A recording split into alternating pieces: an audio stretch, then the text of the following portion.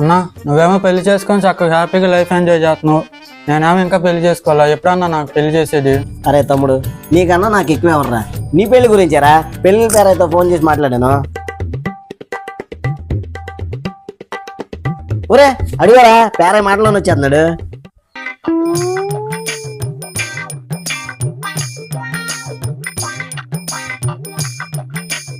నమస్తే పెళ్ళి పేరయ్య గారు, నేను చెప్పిన పని ఏం చేశారు? నమస్కారం అండి. మీ తమ్ముడు గారికి మంచి సంబంధం వచ్చిందండి. అమ్మాయి మాత్రం చాలా మంచిదండి. 4 కోట్ల క్యాష్, 2 కిలోలు బంగారం, 2 ఫార్చ్యూనర్ కార్లు ఇస్తానంటున్నారు. ఏమంటారు? అవునా? రే తమ్ముడు, కాసేపు నువ్వు ఒకటి వెళ్ళి పబ్జి ఆడుకోపో. పెద్దవాళ్ళం మేము ఆడుకుంటాం. నువ్వు వెళ్ళరా. ఇలా రండి మీరు. మా తమ్ముడి విషయం పక్కన పెట్టి మీరు ఇప్పుడు చెప్పారు ఒక అమ్మాయి గురించి. ఆ అమ్మాయి నాకు సెట్ చేయండి, ఆ అమ్మాయి నాకు సెట్ చేయండి.